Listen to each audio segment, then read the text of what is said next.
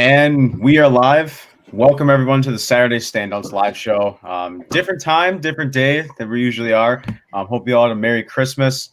I'm Sam Daring, as always. With me to my left is my awesome co-host Caleb Skinner, and we have a special guest with us. He's normally the big guy on the college game day, and that's Trill. Trill, it's great to be here with you, man. How's it going? Oh, it's great to be here. Great to be here talking football with my guy Caleb, and we're fellow FSU fans, so can't disagree with him too much. But we're here to talk our shit and have some fun. And they got Mackenzie Milton. That's Christmas came early for those FSU fans. Caleb, how you doing this morning?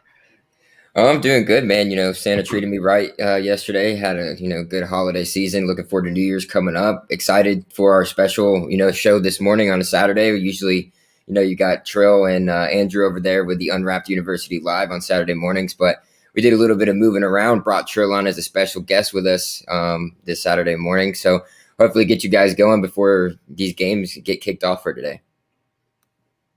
Definitely. So to start off, so what we're going to do these next 2 weeks is we're going to break down the bowl games, but instead of designating one episode all at once, we're going to go through today's games through New Year's Eve, and then next week we're going to be doing the New Year's 6 games through the college football playoff. So the bigger games obviously be next week, but there's a few that are intriguing. So let's start off. Caleb, I'll start with you. Which game are you most looking forward to seeing? Yeah, for these exciting bowl matchups. I know most of the exciting ones come after, New Year's Day and everything. So, but we got some pretty decent ones, like you were saying, Sam. But the game that I'm kind of looking forward to, and there's a lot of unknown here, and that's going to be, Oklahoma State taking on the Miami Hurricanes, number 21 ranked team versus number 18th ranked team in the nation. I know Trill was talking about how Tylan Wallace is out for this game. And then Chuba Hubbard has opted out for the rest of the season also. But that doesn't mean you can't build if you're an Oklahoma State team and, build on something positive to end your season, especially with the type of defense that you've been able to have all year. Being able to, shut down a lot of Big 12 opponents is, a difficult thing to do. And, you can't necessarily shut them down. But I think it's going to be a good matchup, a good test for a young Oklahoma State defense as well, going up against, De'Aaron King and whatever other weapons that Miami has, whether it's, Harley out at wide receiver or, Harris, who's run for almost 600 yards and 9 touchdowns now. So, and then you also got, I don't know if Brevin Jordan's playing or not, or if he's still, down for the count like he has been for the pretty much, whole season. But I think it's going to be a good matchup. It's going to be a good way for maybe De'Aaron King to show people who haven't necessarily watched him all year, sling the ball around in a high profile game other than, them playing Clemson. So I think it'll be an intriguing matchup. Not everybody that, we want to be there and see play are going to be, but I still think it's, a top 25 matchup between two very good teams who have, good coaching staffs on there as well. So I'm looking forward to that. I know there's a couple other games that we could have all picked, but, I didn't want to necessarily, double up with one of the games that you guys had. But I'll pass it over to our special guest before we get to you, Sam. So, Trill, what's your most exciting, bowl matchup leading up till the first of, next year? It's actually a bowl game that's happening today. We've got Coastal Carolina taking on the Liberty Flames. And if anyone has paid attention to college football this year, these have been probably two of your better non-Power 5 teams by far this year. Liberty has beaten Syracuse and Virginia Tech and lost to NC State by a point a little more than a month ago. And we've seen what Coastal Carolina has done all year, pulled off multiple upsets, found BYU on a Wednesday or a Thursday and beat them on a Saturday. To me, they've had the perfect season. They've done everything everyone has wanted them to do, played the teams you wanted them to play, 2 top 20 wins. I think this is the game where they're going to show the rest of the country that they belong. They're going to take this as an opportunity to try to embarrass Liberty to the best of their abilities. And Liberty's going to look at it the same way. If they win this game, they're 10-1. Another win over another ranked opponent, hell, almost a top 10 opponent at this. It's a game for both teams to make a mark. But Coastal Carolina, for what they've done all year, got them running away with it. Yeah, I'm extremely excited to watch this game as well tonight. That's the game I had originally picked out as something I was, paying attention towards coming up till the beginning of the year. And I think these teams were originally scheduled to play each other, correct? When Coastal Carolina had to replace Liberty with BYU because of COVID problems that were going on with Liberty, or some contract tracing or something that happened. And when that was going on, I was excited to see Liberty play Coastal Carolina back then, and now these teams are meeting up now. And I think maybe Liberty has one loss, but is Coastal still undefeated? Yep, they are. All right, yeah. So I mean, the one loss amongst both of them, that's going to be an exciting matchup. And we saw what Coastal Carolina did and the type of confidence and swagger they came into that game against BYU with. So let's see if they can do it here. I personally am a fan of Liberty in this one. I think they're gonna be ready to go, and think that Coastal, they might have had a fluke season, if you will, maybe on the thoughts of mind of Liberty or whatnot. But I mean, a little thing you have to pay attention to here too is Hugh Freeze. What's he going to be doing after the season? Is that going to become a factor in this game? Thinking that maybe some Liberty players are thinking that he's going to leave, or he's entertaining other jobs. What kind of motivation is he going to have for his team heading into this big bowl matchup? Yeah, and you brought up Hugh Freeze. I was just going to bring him up. And one, like, you love seeing these non-Power 5 schools really come out on top. And there's a reason Hugh Freeze has really garnered head coaching attention. And actually, Auburn the other day, I think you and I both talked last week, Caleb, and Auburn hired Boise State's head coach. So now there's a head coach opening out in the Mountain West. Will Michigan's job be open if Jim Harbaugh gets fired? Or will Jim Harbaugh get fired, I should say. But yeah, I mean, I like that. I fully, as before Trill came on here, I said, I mean, I can totally see an upset brewing. Grayson McCall is only a freshman, so I think he's going to be a really, really fun player to watch, develop into that Coastal offense. So mine is Florida, Oklahoma. And one of the big reasons, my second choice was actually yours, Caleb, Miami, OK State. Big reason why I picked Florida is because Kyle Pitts is opted out. Kyle Pitts is not playing. And I don't want to go too in depth on Kadarius Toney, but I think this could be a potential big game for Kadarius Toney. Granted, Oklahoma has given up just 90 rushing yards a game. And we've seen Florida really excel in the passing game a little bit more on the run than the run this year. But Kadarius Toney, I'll just say this, and I'm going to get more in depth with him later on in the show. Kadarius Toney has been one of the biggest draft risers in college football this year. There's Trevin Grimes, who Caleb and I talked about when we were predicting the SEC. Everyone thought he was going to take this big leap because he was coming back. Like, he was one of those surprise SEC players from Florida that really shocked the college football world and came back. And now, outside of Kyle Pitts, it's the Kadarius Toney show. And then you go to Oklahoma. Oklahoma's good, but they're not a legit team. I would argue they're a little bit overrated this season. They went into the Iowa State game ranked 11, and then they beat them, and they went all the way up to 6. In my opinion, I don't see any Big 12 team deserving of the college football playoff. I think if Iowa State would have beaten them, I still don't think they would have deserved it. But Spencer Rattler's good. I think he's going to be one of those players next year that everyone is going to be watching very closely to see if he takes that big leap. Because if you look at their receiving core, Charleston Rambo, I'm pretty sure will be gone. But Marvin Mims Jr., freshman, he's one of those guys that looks very promising. And I know his stats might not wow you, but he's got a lot of promise in him. So I'm going to go Florida, Oklahoma with this one. I like Kadarius Toney, don't get me wrong. And that whole Florida offense, I think they've got this is almost very similar to LSU's offensive last year. You got a whole bunch of NFL talent all around the quarterback, and Kyle Trask himself is an NFL talent as well. To me, like you said, I thought Trayvon Grimes would have been the person to take that next step, but especially being from Broward County, I followed him from high school. I've known a lot about him, but Kadarius Toney has taken that job. He's basically Percy Harvin Jr. with a little bit of Tyreek Hill mixed in, and the way that they're able to use him, I think it's very similar in those ways. I don't think it'll be more in the run game. It'll be more in the passing game. Just get them the ball in space type stuff and see where we can go from there. But overall, like you said, Oklahoma's way too overrated in this situation. They had early season losses. You lose to Iowa State, then you come back and beat them in the Big 12 championship, and you take their spot basically, moving all the way up to 6. It made no sense to me. I think Florida shows them who they are. They're going to be an SEC team, and they're going to dominate them. We've seen what happens when Big 12 tries to play SEC. Yeah, I can't disagree much more with anything that you guys have said.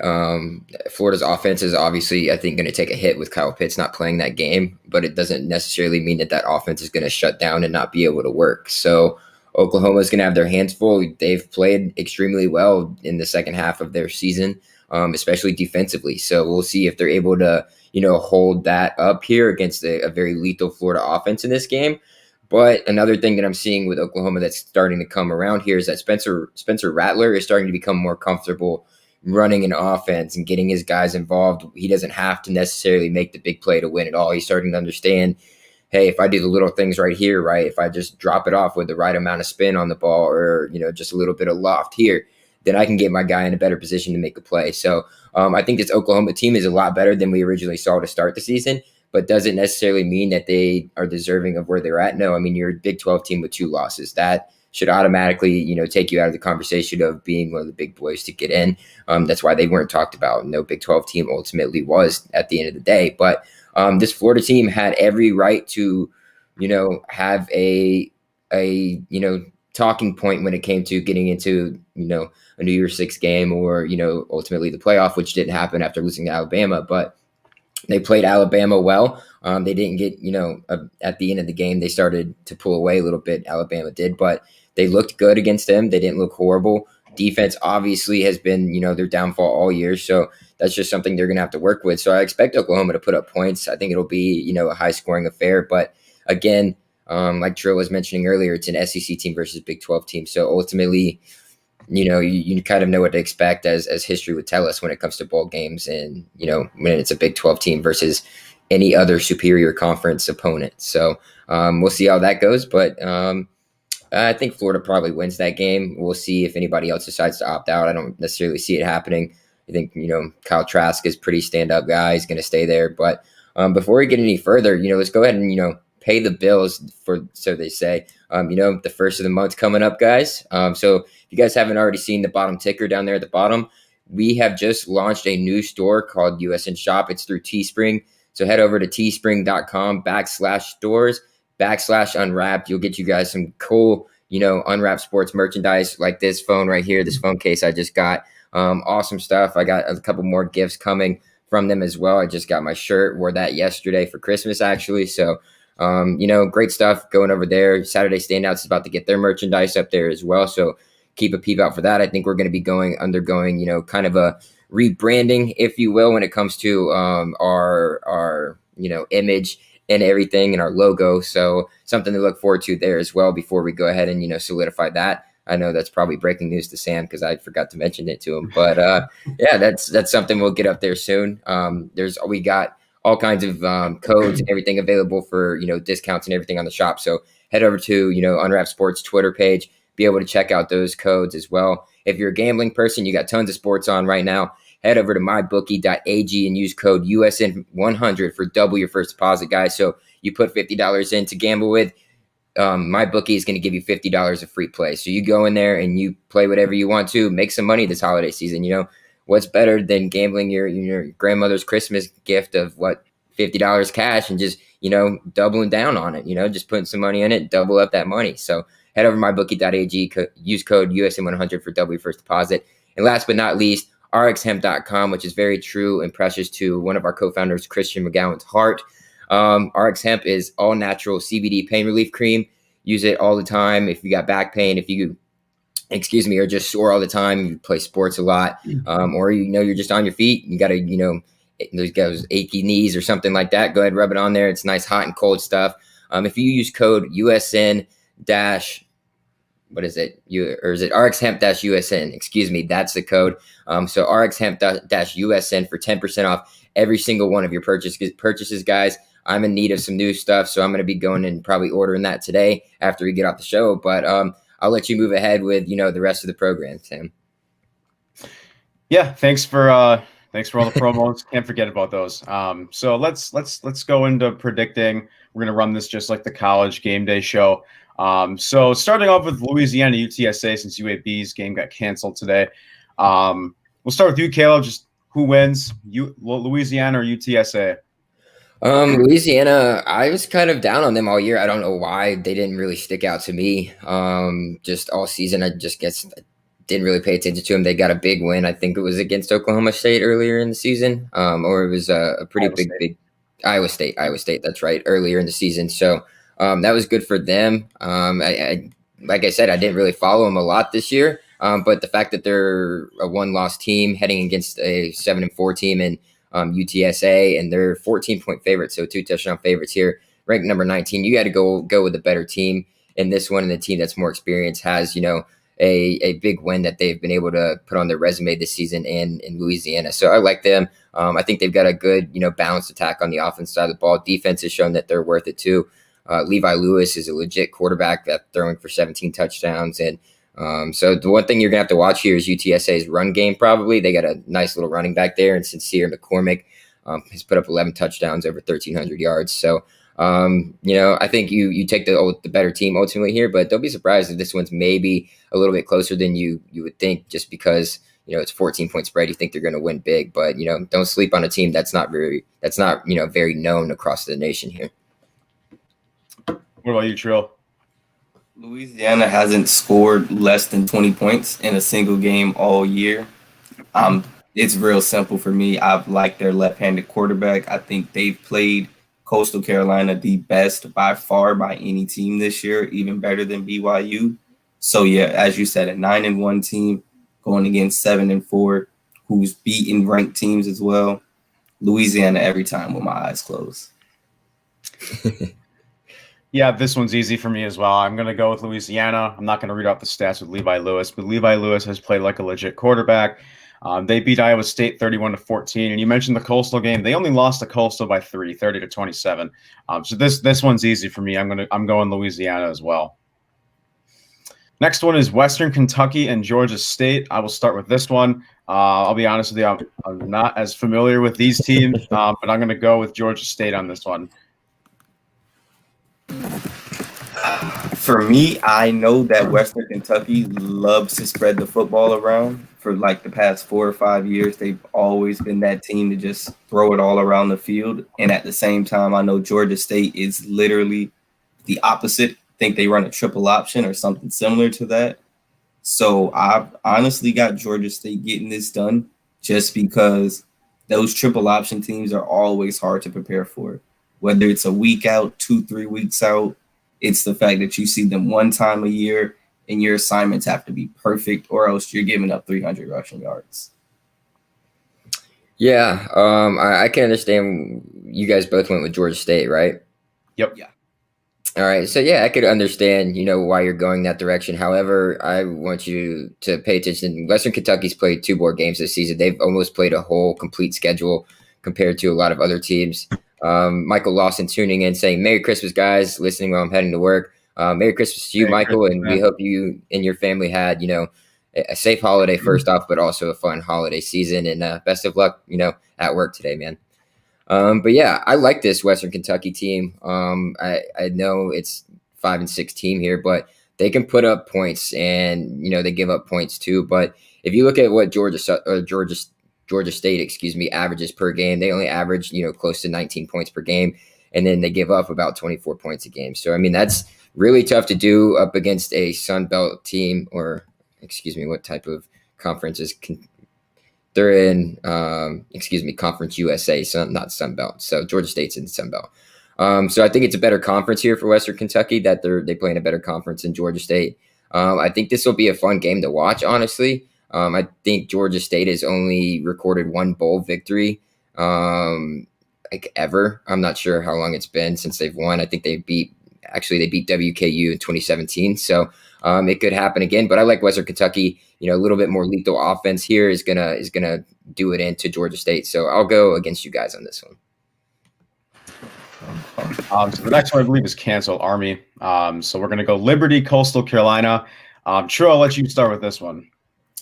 Fighting Grayson McCalls, the Fighting Chanticleers, whatever we want to call them. We got Coastal Carolina getting this W today. To me, they're going to show the world why they belong. It's real simple.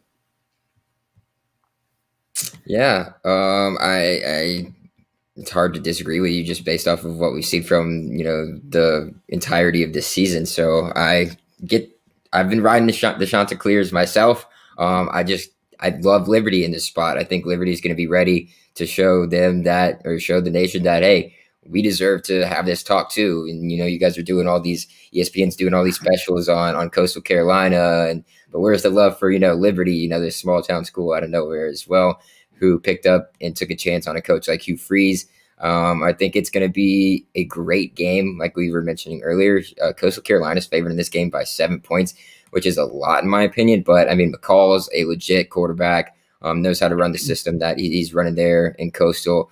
I believe they're about to sign their head coach, or did just sign their head coach to, a massive extension of like maybe 7 years or something crazy like that. They're splitting images of each other. Ultimately, you look at their points per game. Liberty scores a little bit over 38 points a game, and Coastal Carolina is right there behind them at 37.5. Coastal's defense has been a little bit better by 0.5 points per game. Total yards about even, passing yards even, rushing yards about even. Defense gives up about the same amount of points, or not points, but yards. So this one is going to be fun, and I know exactly why Trill decided to take this one as like his game to watch, because it's going to be something, and I can't wait to tune into that. But I'll go with Liberty. Sorry, I forgot to make my pick. I'm going to go Coastal, but I don't think Liberty is a team to sleep on as well. And I'm not going to repeat myself with like we have with Malik Willis. But you just mentioned Coastal's coach got a head coaching, or got the extension. But there's one game, not necessarily with Grayson McCall, because he had struggled a bit. I think he had a 42 QBR rating against BYU. And I'll be honest with you, that's a game that I thought BYU was going to win. I mean, I think that was one of those games where people started to take Coastal Carolina more seriously this season. But I think Coastal gets the job done here. I was going to say, I think he went like 18 for 28. The star of the show of that game was CJ Marable, their running back, senior, 2 touchdowns that game. So I'm gonna go Grayson McCall and Coastal on this one. I think they're getting the job done, but I think it's going to be close. I think it's going to be very close, and I don't think Liberty is a team to sleep on. Gotta agree. I have to agree with that. So the next one here, Caleb's. I'll let you start with this one, Caleb, since this is your game. OK State, Miami. Yeah, I think this one's pretty shut and closed with what Oklahoma State is going to be without in this game, and that's going to hurt them, I think, more so than help them. It could help them for all we know. You insert new pieces in there, younger guys, who knows, big game, they might be ready to show out, they might not be. I'm going to bank on the latter there and say that they're not going to be. And I mean, Miami still got pieces, and they still got De'Aaron King, so you can't forget about that. And I'll get into him a little bit more later, but I mean, this is kind of going to be a game where he can show out, or kind of just fade away here in terms of out, when it comes to the NFL draft or anything like that. But it's just going to be too much Miami here. They love to go fast, they love to get you in a misdirection, run a little play bootleg. It's going to be tough for the Oklahoma State defense to get used to that, because I feel like a lot of the times in the Pac-12 you're seeing more of RPOs, excuse me. You see a lot more RPOs than you do maybe bootleg, or any different play action rollouts that, excuse me, that Rhett Lashley and it likes to roll out with a quarterback like De'Aaron King. So it's going to be a little bit of a change of pace for, an Oklahoma State defense. I think it's going to be a lot lower score than people might think to begin with.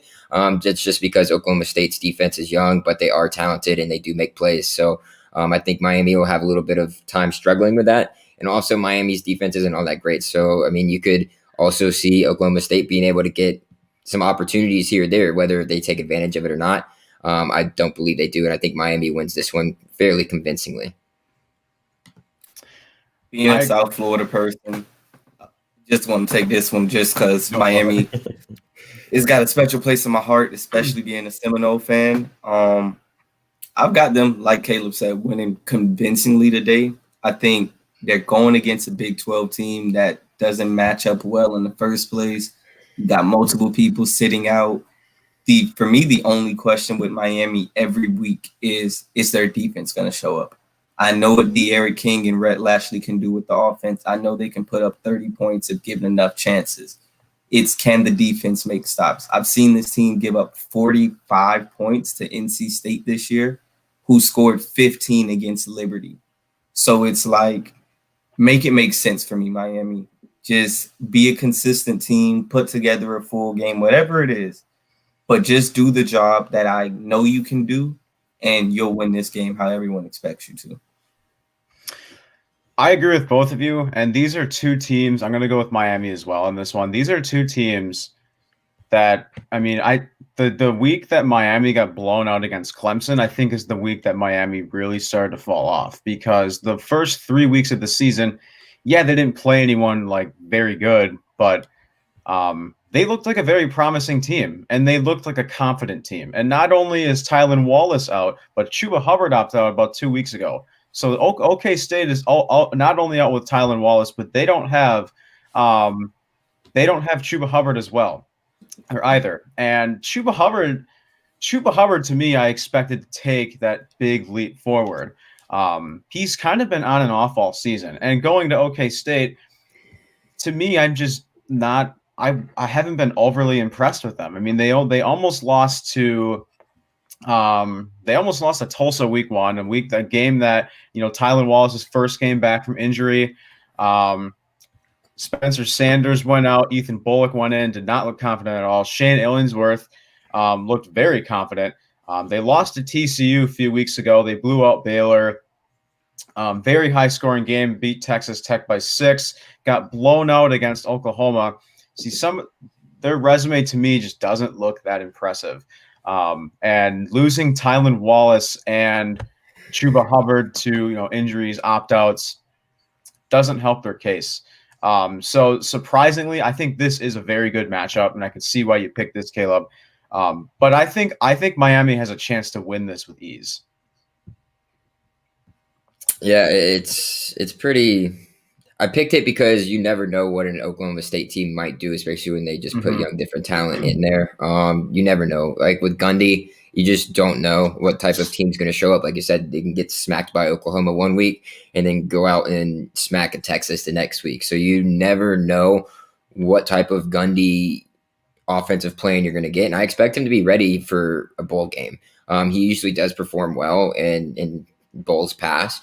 When it comes, especially for a Pac-12 team. So I expect him to throw a lot of kitchen sink things at Miami, see if you can get them to bite early, go up early, and then you have a chance to win that game. So that's kind of where I said it would be an intriguing game, because you don't know what you're going to get out of Gundy in that offense there, especially when you got new pieces. So I expect him to throw the kitchen sink, but at the end of the day, Miami's just overall a better team, and De'Aaron King is a playmaker, and he's going to prove it once again what he can do. So that's why I went with that intriguing matchup. So you guys all out there saying, "Oh, what a terrible pick for an intriguing matchup," well, this is why.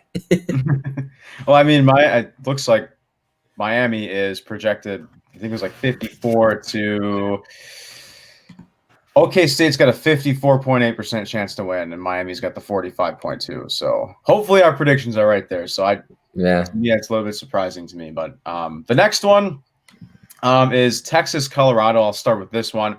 I think Colorado's a good team, but I think Texas right now is just too strong. I think the Pac-12 is very promising for the future. I like what their quarterbacks are cooking. You got Sam Neuer, I think, looks very promising. I think Sam Neuer's a senior, though. I think he transferred. He transferred in from another school. I don't recall where. But Sam Neuer has looked good. Colorado has looked good. Obviously, losing Laviska Shenault to the draft. But Texas is also without Joseph Osai. and that's a player that has made plays. He's a guy that's a playmaker from all sorts of areas of the field. So that's a big loss for them. But I think right now, I think Texas is the stronger team, and I think Texas comes out on top.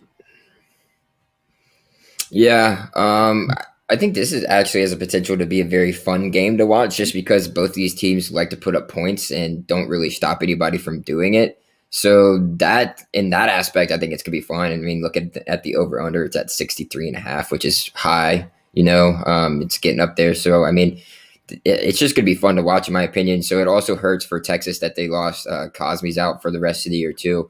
Getting ready for the NFL draft, their offensive tackle there that has been really, a standing pole in front of Sam Ellinger to get or prevent him from being sacked. So you're losing pieces on both your offense and defense here.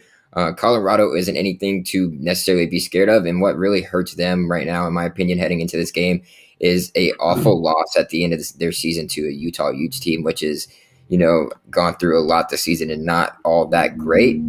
So that's just got to kill your team, just as a vibe coming into a bowl game. Like, dang, man, we lost our last game of the season when we could have been 5-0 at this point, although it is in the Pac-12. And, I mean, you look at their schedule, they played Utah, Arizona, San Diego State, Stanford, and UCLA. None of those teams in the Pac-12 right now are good, even, in my opinion. Maybe you could say you slot in San Diego State and UCLA into that good category. But, I mean, it's not anything to be spectacular. Utah's not good. Arizona's definitely not good. And Stanford has been, okay. So Texas has played Kansas State, and they only lost to number 13 Iowa State 2 weeks ago by 3 points. Beat West Virginia, beat number 6 Oklahoma State at the time in overtime. So I think just record here overall, even though they are losing the pieces, Texas is going to get this win. And I think they win actually pretty big in this one. Colorado coming off that loss is not a good look for them. And I think, your team's going to get a little bit worn down in terms of their morale heading into a big game against the Texas Longhorns. Yep, I'm like, Caleb just labeled it all out there for you. Like, literally, that loss to Utah, you were 4-0, Utah was 1-2, and you came in being an underdog at home. It was so many things wrong about that game, and then you go out and lose to Utah. And as you said, Texas losing pieces, but at the end of the day, as long as you've got Sam Ellinger back there, I've got faith in Texas. He may not be the best quarterback, probably the best quarterback since Colt McCoy or Vince Young, if we're being pretty honest about it. So I've got Texas, like you said, winning big today, winning easily. I don't think Colorado can play with them or keep up with them and the amount of athletes they've got in Texas. The next one is my Wisconsin Badgers versus Wake Forest. Caleb, I'll let you start with this one. All right, let me pull her up. Give you 1 second. All right, there While we go. You're pulling that up, your game, Derek King, your guy's returning for next season. Oh, you're kidding me. Are you serious? Yes, sir. I expected that, honestly. I've been talking with. Okay, good. My bad, Tro. Yeah. Well, no, it was just I've been talking with UM fans all year, and especially when McKenzie Milton made his announcement maybe a week or two ago, I started hearing a lot more of a push that D'Eriq King is going to stay. So it doesn't surprise me at all. Yep. Well, there goes my offensive player to watch for the NFL for today's show. Obviously, D'Eriq King was going to be my offensive player to watch watch coming into the draft and everything. So I'll have to scratch that and find somebody else real quick. Well, hey, I'm glad I brought it up now, though, and rather than waiting until we get there. So right. So I'm just sitting here like, but this Wake Forest Wisconsin game, it should be a decent one, I think. But with Wisconsin's quarterback situation up in the air, trying to figure that out. Running game is still strong, but it needs to be a little bit stronger, I think. But their defense is legit, like it always is. It's just very stout. But do not sleep on this Wake Forest team, man. I know it's not, what was his name that transferred to UGA? Jamie Newman. Yeah, it's not Jamie Newman back there, but Sam Hartman is not, that bad of a quarterback. He's thrown for a little over 1,900 yards, 10 touchdowns to 1 pick, putting up 37 points per game. Their defense isn't anything to write home about. So I don't really know what to think about this. I think this is a fantastic matchup between two totally different teams in terms of what they like to do. So, you look at Wake Forest, they like to throw the ball, they like to have a balanced attack. When it comes to the ground game as well, Wisconsin a little bit more balanced than, say, Wake Forest. But it'll be interesting with Wake Forest liking to throw the ball around. Wake is not favored in this one. Wisconsin's favored in this one by a touchdown, which is interesting. But I think I might take Wake to win this game straight up, and yeah, I'm just going to go with that. I'll take the Wake Forest Demon Deacons in that game. Yeah, Sam Hartman, I've been watching him since I think 2 years ago on QB11 or QB1, whatever the show is. But yeah, I've been paying attention to Sam Hartman for a while.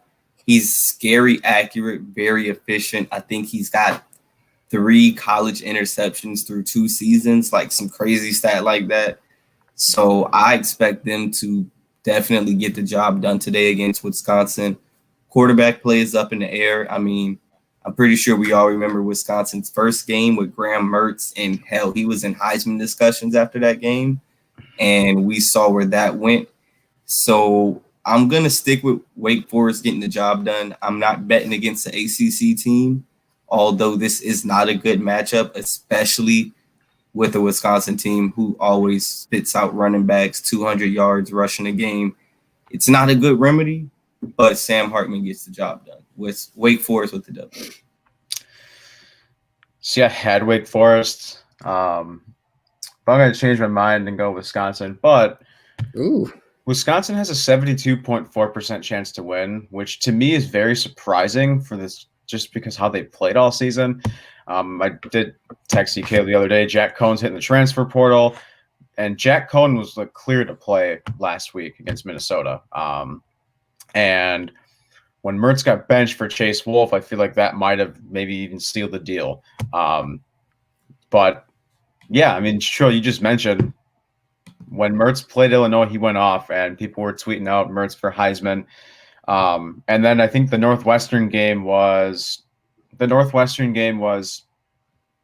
a trap game, and that was one of those games. After that game, Peyton Ramsey, Patty Fisher, and all those guys were like, "Oh, people need to take us more seriously." This Badgers team, Paul Chryst is a good coach, but at other times he's also a very frustrating coach, because there's teams every year. There's a game every year that is a trap game. Last year, we lost to Illinois by a field goal at the end of the game, a game that should have never been close. And 2 years ago, we lost to BYU. The team that had Sione Takitaki, who's now in the Cleveland Browns. That's always why I always remember that name, because he went off against us. But the Badgers have been an up and down team all season, and halfway through the season they really started to fall off. Graham Mertz showed a lot of his struggles, especially started with the Northwestern game. But I'm very surprised to see Wisconsin being favored by that much. And I think Wake Forest is a big passing team. They've averaged over 250 passing yards a game. And Wisconsin has a young secondary, led with Scott Nelson, Madison Cohn, and Fione Hicks. They've got very young, and their secondary has a lot of potential. And as for the run game with Wake Forest, you don't see a ton of it. They're a big passing team. But a guy to watch for that defense is Isaiah Loudermilk. And this isn't necessarily my defensive player to watch, but Jack Sanborn. Jack Sanborn was a guy that everyone expected to take a big leap. I guess Badger fans expected to take a big leap. Big shoes to fill. I mean, they don't have Chris Orr. They lost Vaughn. So I'm going to go with Wisconsin on this one, but I think it's going to be a very close game. Yeah. The next one is Iowa, Missouri. And Garrett, I hope you're listening to this one. Trill, I'll let you start with this one.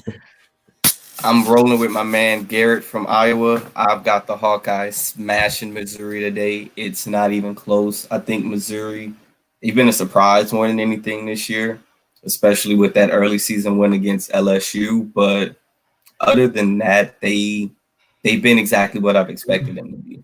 An offense that can put up some points, but at the end of the day, a defense that can't stop anybody, like at all. So I've got Iowa rolling, hell, at least 14-point win today, at least. Yeah, I think Iowa wins convincingly. Oh, sorry, Caleb. I No, think go ahead. Iowa wins convincingly as well.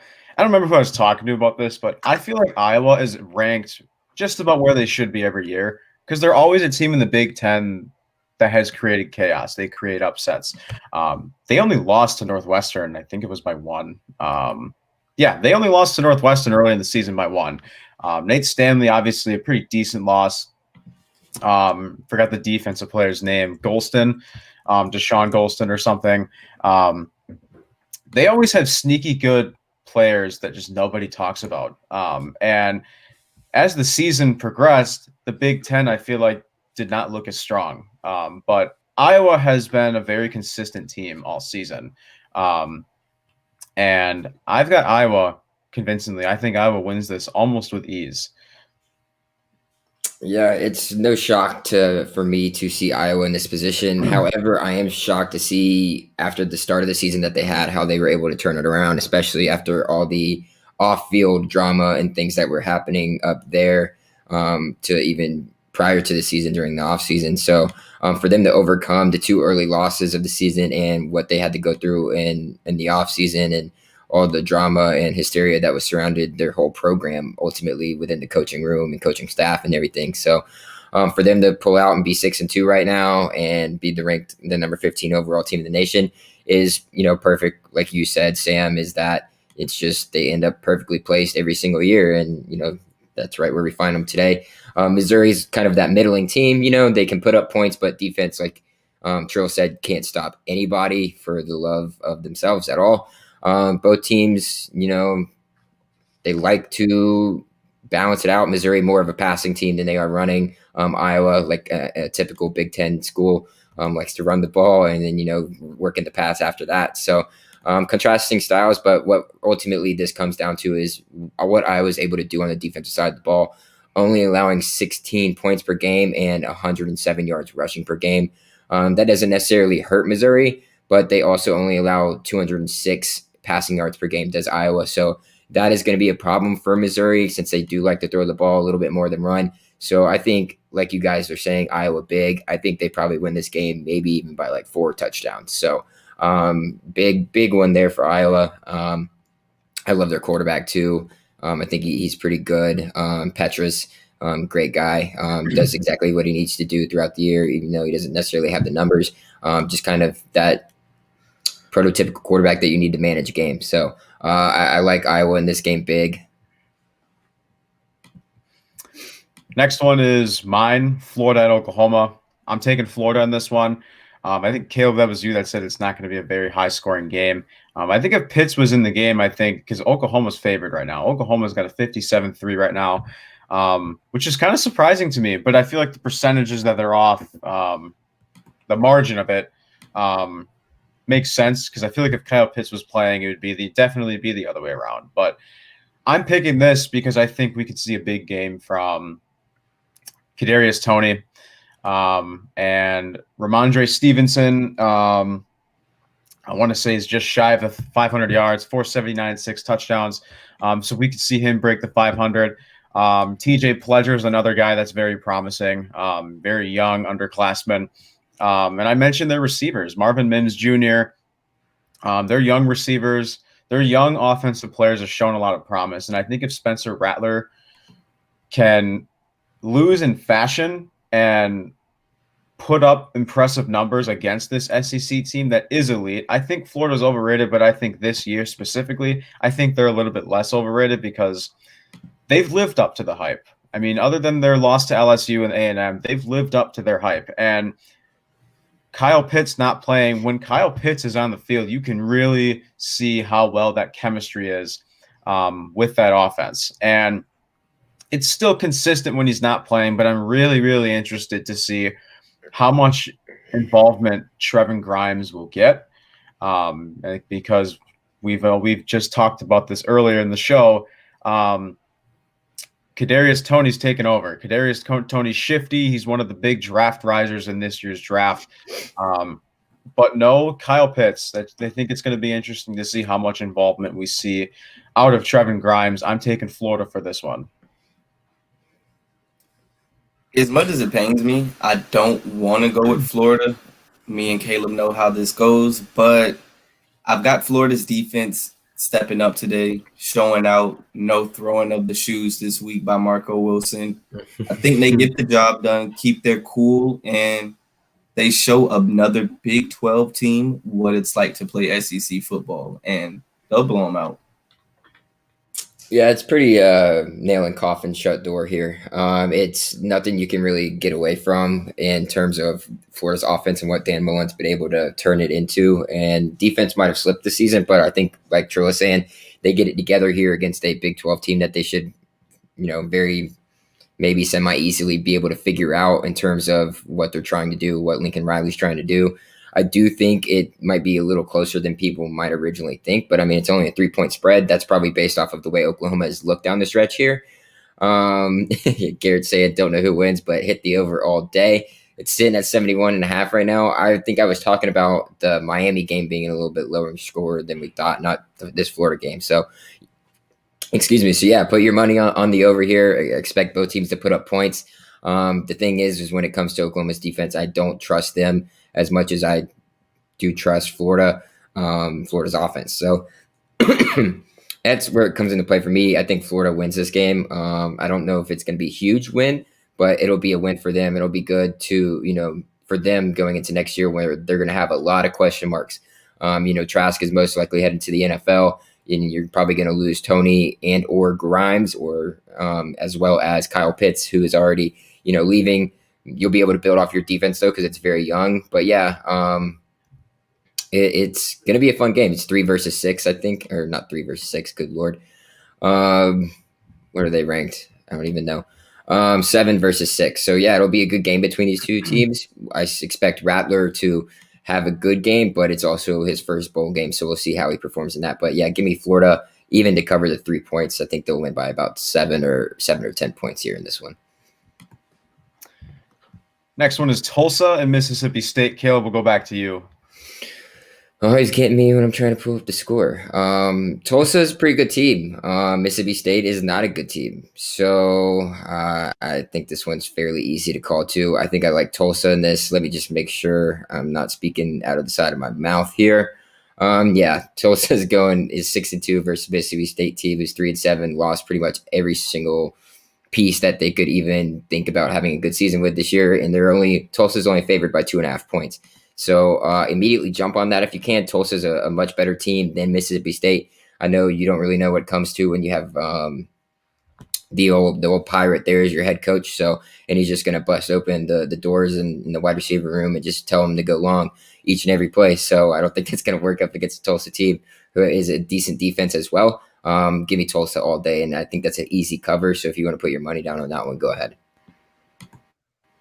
Yeah, we've seen, like Caleb said earlier, Tulsa played Oklahoma State to within a field goal, or I think a touchdown, to start the season off. This team is a lot better than everyone wants to give them credit for, 6-2, and that's one of their losses right there. Like Caleb said, one of their safer picks of the day. Smash Tulsa. Yeah, I'm taking Tulsa too, and I like this Tulsa team. And they almost beat Cincinnati. And I know a lot of people were saying Cincy got screwed, which I understand, but at the same time, I think they were talking about this like with Garrett, Michael, and Amber. Them not playing 2 games does not help their case, and neither does that game against Tulsa. I understand them getting screwed, but I definitely see both sides to it. However, Zach Smith did not look good against that team. That was all Corey Taylor in their rushing game. They're without Zaven Collins, their top defensive player. But Mississippi State, to me, is very close to rebuild mode.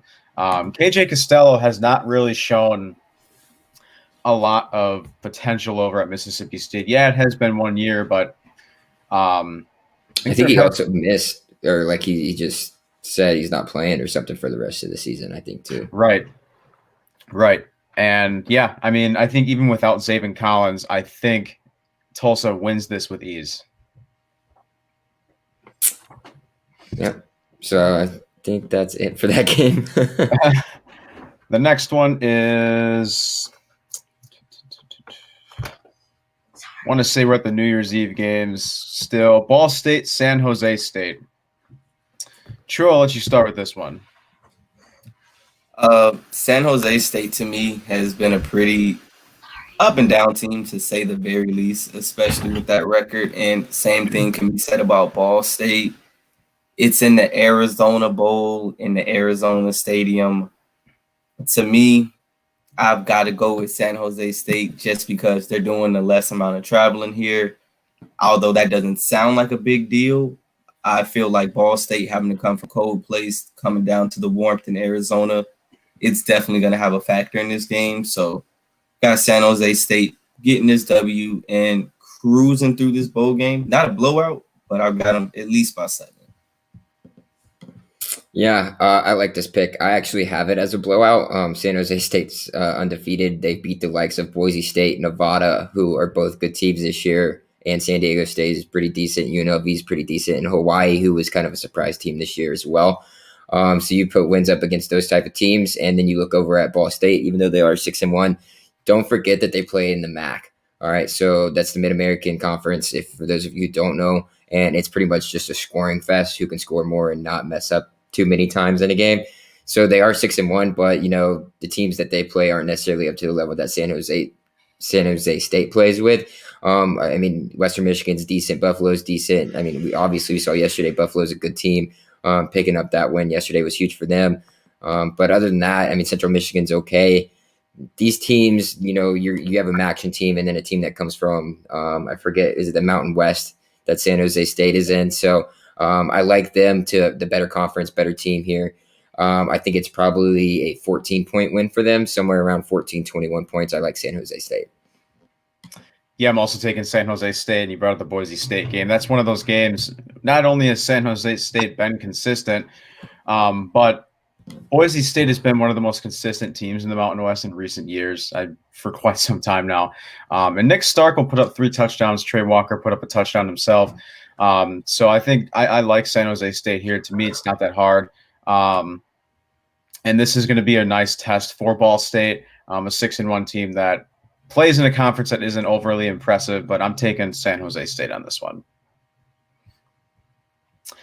So we've got 2 left. So next one is West Virginia and Army. I'll start with this one. This is another one. Army I'm not too familiar with, but I'm definitely going to go West Virginia on this one. Jarrett Doge, I don't want to botch his name. He's looked like a very promising quarterback all season, and I feel like West Virginia has been a team that has had impressive wins, but then again, some of their losses don't look good. But Army's not a bad team, but I think this could be a low-scoring game. I've got West Virginia. Yeah, I think I like Army a lot in this game. I know it's against a West Virginia team who is played in the Big 12 and Army and who they play. But you're going up against a triple option team. It's never easy, especially when you don't have time to prepare. You have 3 weeks or so to prepare, I guess is what they've had. But to me, that's not enough time to be able to learn a full triple option offense and what you're about to face, especially when you haven't had any experience of that throughout the rest of the regular season. I think that's going to hurt them. And I think Army is fired up. We've heard all the noise about why isn't Army getting any, looks to play in a bowl game prior to them, getting this game. Why, since they're canceled, they can't play anybody since their other team canceled, blah, blah, blah. And after all that, they're finally getting to play a bowl game. It's been such a big deal and been looked at and scrutinized by the media members all over the place. You're right, Sam. It's going to be a low-scoring game.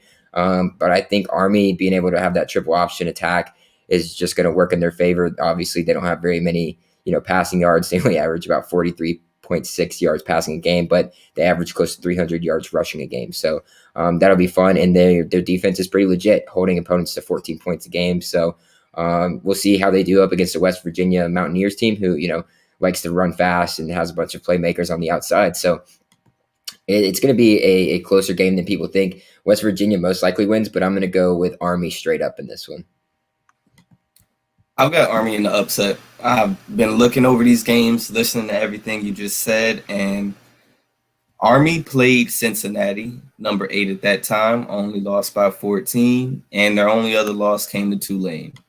I look at West Virginia, and their losses are a lot worse, and to way worse teams in this situation. So overall, I don't think West Virginia has the defense to, especially in a week or two, employ and stop the triple option. I think maybe they can try to get in the way. But if Iowa State was able to drop 42 on West Virginia, I've definitely got Army doing at least 20 plus. So, and like you said, low scoring game all around just because it's going to be run, run, run, run. So, Army in the upset. Last game is Arkansas TCU. I'm taking the upset on this one. I'm taking Arkansas. I think Caleb, you mentioned it. Arkansas is a good team. They're not great, but they're good, and they're 3-7. I don't think their record shows how good they are. And I think Caleb, you kind of alluded to the creativity in their offense. I mean, some of their players like Mike Woods and Rakeem Boyd, their stats aren't going to wow you, but they're talented players. Rakeem Boyd, I believe, is a junior or senior, so he'll be leaving for the draft. I think he's a senior. Mike Woods was their Mike Woods was their leading receiver last year, and I think he's got about 400 to 500 yards right now. They don't have a single player, if I'm not mistaken, that's like, at the 1,000-yard mark. But Felipe Franks has really surprised us. I know Caleb and I were not high on him at all. But TCU's a 6-4 team. TCU had a lot of guys returning, like Garrett Wallow, Trayvon Moore, Darius Washington. I think this has the potential to be a little bit of a higher scoring game than people expect. But I'm taking Arkansas on this one. See, I'm going completely opposite of you here, Sam. I'm going low scoring game, and I'm going TCU. I think TCU's defense is going to be the name of the game in this one. I've spoke on it multiple times. I love what Kendall Briles is able to do in creative schemes on the offensive side of the ball, especially with what he's been able to do with Arkansas. And you're 100% right. I mean, Arkansas is not a bad team. I mean, they did get smacked by Alabama, but who doesn't? They only lost to a decent Missouri team who knows how to put up points by 2.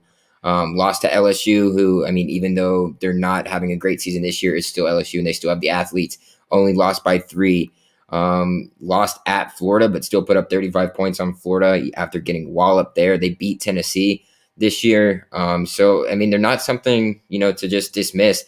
The real question here is, what is Arkansas going to do with their quarterback situation? So I'm not sure exactly what is going on with Felipe Franks right now. I don't know if it's an injury or if he hasn't played well, or, they're just trying to move around different things, see what they have to work with towards the end of the season. But that's a big question mark. If you don't have a solidified guy back there, it makes it kind of difficult to read a game. But I like TCU in this game just based off of their defense. They've had a decently strong end to their season by beating Louisiana Tech, which is whatever. But I mean, they got a big win against the number 15 Oklahoma State, and they won that game by 7. Put it on Kansas like everybody else does. But tough loss to West Virginia right before that. But I think that kind of sparked them to say, hey, we want to finish our season on a strong note. Their defense is strong, and I'll get onto one of their, strong defenders here come our NFL talk. But yeah, give me TCU in this one. I'm going to take a little bit of both of you from you guys. So I've got TCU with the W, but it's in a very high scoring game, I feel like. Just for the simple fact that I've seen Arkansas be able to score against some of the better defenses in the SEC. And the same thing can be said about TCU going against these teams in the Big 12. They've been able to put up points. And at the end of the day, like Sam just mentioned, TCU brought back a plethora of players. So I expect them to be able to move the ball. And like you said, Rakeem Boyd, Felipe Franks, Arkansas has the talent across the board, and they've been able to score.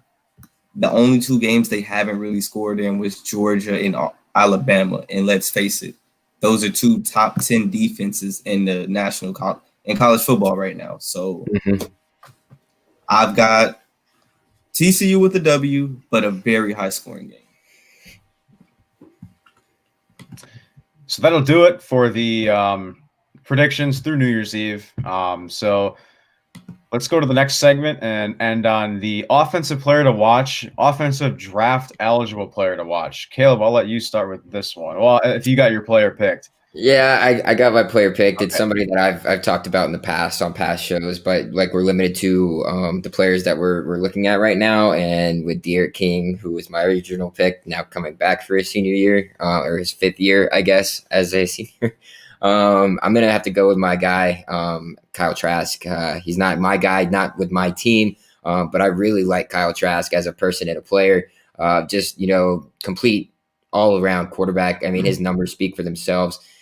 First in passing yards with 4,125, first in touchdowns with 43, tied 57th with only 5 interceptions. So doing the right things. And this was his senior year, time for him to show out. And he absolutely, did. He had a great year last year after taking over after that offense with Felipe Franks. And he's just, taken over faster. That reminds me a lot of, what Joe Burrow was able to do with LSU 2 and 3 years ago, or a year and 2 years ago, where he had a decent year, but then that next year he kind of took off in that offense that Coach O placed around him. And that's kind of what I was able to see with Kyle Trask this season, putting absolute stellar numbers. I think if he doesn't lose 2 games or doesn't lose to LSU or doesn't lose to Auburn, who did they lose to? Not Auburn, Texas A&M earlier in the season, then you probably give Kyle Trask the Heisman, even with his loss to Alabama with the way he's been playing this year. So I think this is, he did have some moments in that Alabama game where they weren't very smart decisions. Throwing pick right to a defender is not good, and definitely not good for when an NFL scout watching you in a big game that you're supposed to perform highly in. It's not that he didn't perform highly; he just didn't perform to the expectation or level that we had imagined him to be able to play with. And I think this game is the time for him to get back on track here, especially against an Oklahoma defense that can be broken down and gotten into. It'll be interesting to see how he does that without Kyle Pitts there, but I think he gets back on track here and, gets rid of all the snide remarks or anything that people may be throwing around after saying he's had to face an elite defense and this is what he did. But, here we come into a big bowl game, time for you to prove it, Kyle Trask, and you probably pretty much already solidified yourself as a first round draft pick, but, move yourself a little bit higher back into that conversation of, the number 3 or number 4 guy off the board. Yeah, I like that pick. And I think Shura brought up like LSU. Kadarius Toney and Trevin Grimes are not Jamar Chase and Justin Jefferson, but I love that Kyle Trask has been able to make those like names, low-level names, non-first round talent names, big names for themselves. I mean, Trevin Grimes had a lot of promise last year. That's partly why I'm interested to see how the involvement of him. But Kadarius Toney is another big name, and that's my offensive player. My offensive player is Kadarius Toney, and a little bit similar to the reasons that that Caleb picked Kyle Trask is because Oklahoma. I understand the Big 12 doesn't have defenses that really everyone talks about, but one, Oklahoma always produces 2 to 3 studs every year. This year they've got Ronnie Perkins as their leading guy, but they're the second best team, if I'm not mistaken, right now in the Big 12. They've given up only 90 rushing yards a game, and I think it's a little over 200 right now. I don't have it off the top of my head for passing yards. And Florida's a big passing team, as we've seen before. So I think this is a big game for Kyle Trask as well. And I also think this is going to be a big game for Kadarius Toney. I've seen him mocked in the first round. I don't think that'll be the case, but I think if he goes off this game, I think he could rise his way up potentially into the second round. I think I have seen him quite a few times in the second round. I don't think he's first round talent just yet, but he's got a lot of promise, and I like him. He's very shifty. We've seen a little bit of flashes with him in the blocking area. The blocking scheme, he's 5'11". He's just under 6 foot. So not really your big-bodied receiver, but he's shifty. I mean, Caleb pulled up that the highlight reel a few weeks ago, about a month ago. He's shifty. I love him as a return specialist. I think he'd be a very, very good return specialist. And without Kyle Pitts, Kyle Trask has still performed at a high level throughout the season. Yeah, you can tell the team is on. That offense is really rolling when Kyle Pitts is on the field. But that team is not a bad offense when Kyle Pitts is not on the field. So I'm going to go Kadarius Toney, and I really like the Kyle Trask pick as well. I gotta agree. I've got a person who may not be the most popular name, but I promise it's a name that everyone should know. And offensive player Jalen Darden from University of North Texas. Should have been on the Biletnikoff Award finalist. I'm just going to read off just a little bit. 9 games, 74 receptions, almost 1,200 receiving yards, 19 touchdowns. That's all I got to say. At 5'9", 174 pounds, being the number 1 receiver, built basically just like Kadarius Toney, if not smaller, I feel like he's got all the upside in the world. We see what these receivers like Tyreek, Terry McLaurin, your Hollywood Browns, your smaller receivers are now starting to become more of a wave, and people are taking chances on them again. So I would definitely have Jalen Darden. Like I said, he should have been a Biletnikoff Award finalist at the very least, because these award finalists are, and don't get me wrong, Kyle Pitts deserves to be there. Devontae Smith deserves to be there as well. But Elijah Moore with 80 receptions and 8 touchdowns compared to this dude is nowhere near him. So that's the name I've got on offense, Jalen Darden. He's going to come out and run it at the worst of 4-4. At the worst of 4-4. And yeah, that's my receiver. It's crazy. You bring Darden up right now, Trills, because like I think it was about maybe 3 weeks ago, or I don't know. I was Perry filled in for Sam, and I was trying to go for an offensive guy who not a lot of people knew about, and I came across Darden. And I was like, I put on his tape, and I was like, oh my god, dude! Like this kid is insanely good. Like I love Kadarius Toney, but this kid is like Kadarius Toney on crack, dude. He is. I'm not playing with you, Sam. Like, go put on this dude's tape. He is absolutely incredibly good. I think he'll be, probably a team's like number 4, number 5 wide receiver once he does get drafted. If he does get drafted, I mean, he's so unknown that there's just been talk about him going undrafted. And if you can get this dude undrafted, dude, you got a steal and a half, because this kid is absolutely stupid with the ball in his hands. Not only that, but without the ball, he makes defenders look silly. He makes it's just ridiculous what this kid is able to do. So I'm glad you picked Darden here, and the numbers speak for themselves. So you don't even have to really talk other than that. Numbers and film. Right, and I think the big thing that stands out with Darden as well is his acceleration after the catch. A lot of people talk about Kadarius Toney, the shiftiness, what he does after the catch. And not many people talk about, like, I think a big reason definitely is he doesn't play at a Power 5 school. And that's a big reason why nobody talks about these players come draft time. I mean, I would even say about a month or two before the draft, people will start to pick up on these players. And there's one guy named James Prochet out of SMU that not a lot of people talked about up until like a month or so before the draft. So I think that could potentially be a guy that will really start to come around when people get deeper into digging into draft prospects. So I like that Jalen Darden pick as well. For sure. I mean, he reminds me a lot of Prochet, just for the simple fact that he's a number 1 receiver at a small school. That's it. Mm-hmm. Now, for defense, I think I've got another name that everyone should know, but he did not play at all this year. He actually chose to opt out, and that's Gregory Rousseau from the University of Miami. 6'5", 235. In high school, the kid returned kicks, played safety, receiver, and then he gets to college and they make him put his hand in the dirt. That athleticism is not out the window, especially being from South Florida. You have to be able to play sports all your life. So I've got Gregory Rousseau easily, hands down. He's going to be a top 5 pick. Whenever the combine happens, if the combine happens, however they do with COVID, he's going to come out 6'5", run a 4.5 or better, throw up 20+ in the bench, and it's going to be like, oh my God, who's this freak? But he's been sitting here this whole time. He just decided to opt out this year.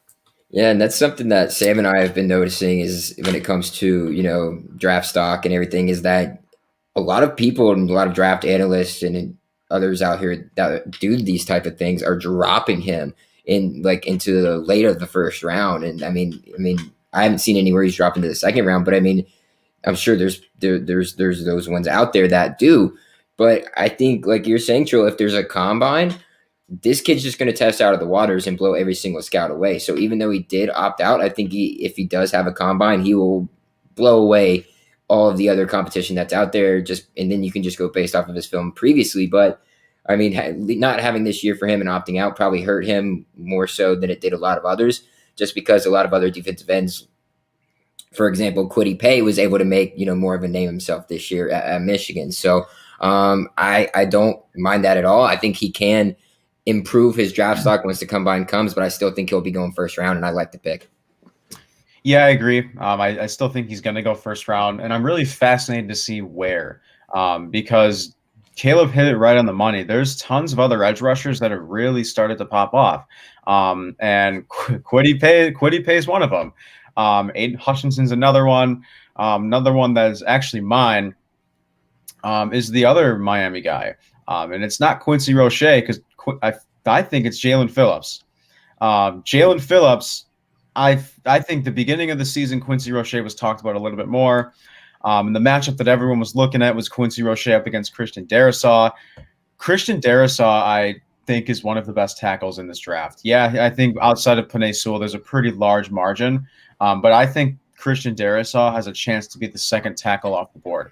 But I've got Jaelan Phillips. He's lengthy. He's athletic. He's very active with his hands. The one knock, he's been injured throughout college.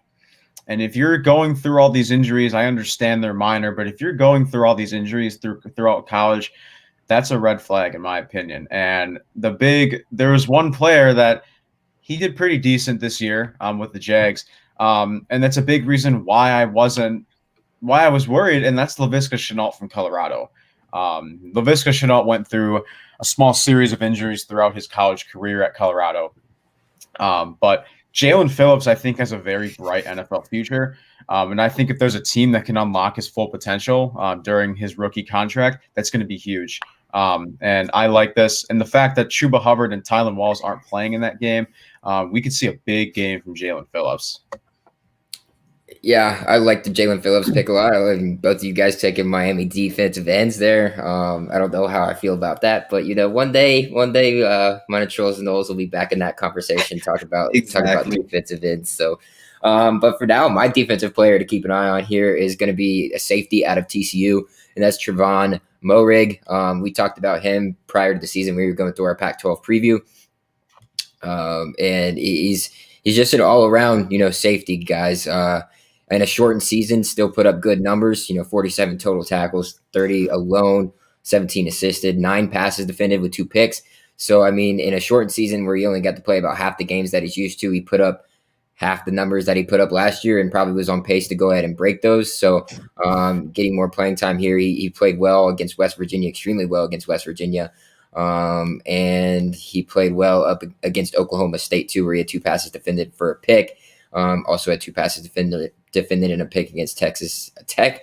So he shows up when his time is needed, and he pretty much plays all over the field. You can't really point him out whether he can be in combo coverage. He doesn't have to necessarily be or anything like that. And can just play safety over the top too. So, I mean, he's a great, safety prospect here. I'm sure he's probably dropped a little bit based off of, just the shortened season, not having as much on him.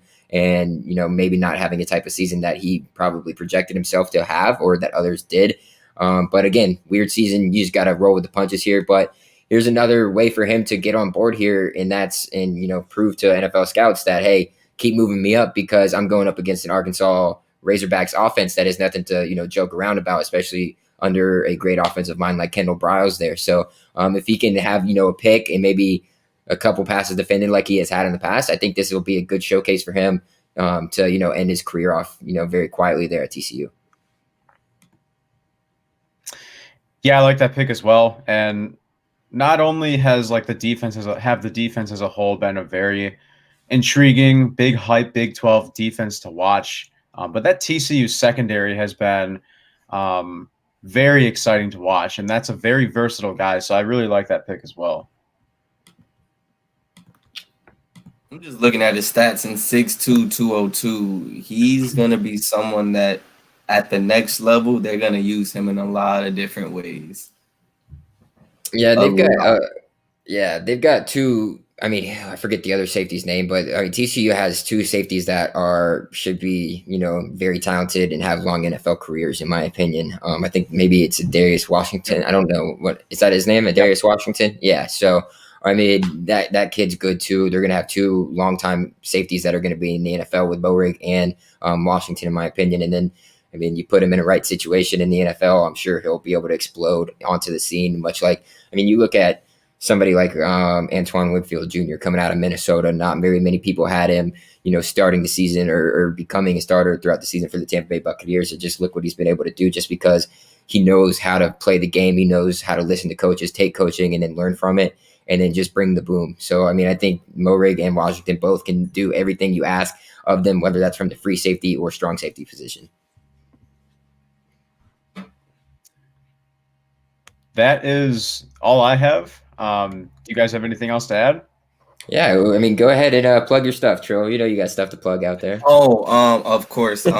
We've actually just finished our last season last Sunday, and we're actually taking a little break right now. But every weekend, whether it's Saturday mornings or Sunday afternoons, I'm gonna be live NBF_podcast, and Saturday mornings we're gonna be with Unwrapped Sports, whether I'm here with Caleb on Saturday Standouts, doing the college football Saturday morning show, anything. But always catch me live every weekend, NBF_Trill. All right, and I'll just shoot a quick thank you over again, Trill, for joining us. And I love joining Trill on any type of thing, like in the mornings, on Saturday mornings when I'm able to. I love, hopping on the Unwrapped University live show. But being able to do this with Sam, Saturday Standouts, has been awesome. Like I said, guys, we're going to be going under a nice little revamp when it comes to our logo and, our merch and whatever we're going to be putting out there for you guys here soon. Something I got to, start game planning with Sam, because it's going to be, I'm hoping it's going to be big. So something to look forward to there. Also, I got Tribaholics, which is a Florida State show. We sit back, me and my buddy Marshall, have a couple brews, talk Florida State sports. We're about to get that revamped up and going as well. Just the end of this year's been all crazy. Everybody having their own stuff to do, having things to figure out as well. Unwrapping Bands, Unwrapped Sports Network's live gambling show is being brought back soon as well too. I think they might have had a show the other night for the opening night NBA. So, guys, just bet on stuff and, go into like a gambling cave, if you will, talk on here. So tune into that as well. My boy, Perry Aston, who is the co-founder, one of the main founders of Unwrapped Sports Network, has brought it to my attention that he would like to bring me on for another show as well that I'm looking into, seeing if I'm going to be able to be a part of that. So stay tuned for that too, possibly. But, just the all around love that, Unwrapped Sports is able to show to each other and, have us all together. And, we're coming up on 2 years now. I know not everybody's been here that long. I haven't myself, but just blessed to be able to, sit here with you guys anytime we can get on a show and, just talk sports. Yeah, Trill, it's always great talking to you. You're always welcome. I love having guests on with different personalities, different perspectives. Yeah, like you said, Caleb, this new revamp is breaking news to me, but I'm excited for it. It's going to be interesting. We'll give Dairy Sports a follow. Actually, Matt Skur and I are headed over on Sportscaster at noon to talk Packers, recap the Panthers game, give a little preview of the Titans game. So that's going to be great, and I can't wait. I was going to say something else. I don't remember what it was. Unwrap just launched the gaming brand. If I'm not mistaken, I think Anthony Conover is the director. Am I correct on that? Yeah, he's an assistant director, but he's going to, kind of be heading that department. Yeah, so that's pretty sick to me. I've kind of grown out of like gaming all the time, but every now and then I'll hop on the PS4. But yeah, go give that a follow. That's awesome. So yeah. Yeah. Anything else, Drew? Oh no, I was just gonna say it was a pleasure to be here. I'm like, whenever you guys want me on again, you saw how easy it was. Send me a message, I'll be here. Absolutely, man. We'll definitely reach out and join us again for another show of Saturday Standouts. Thank you all for listening, and this has been another episode of Saturday Standouts. Thank you, guys.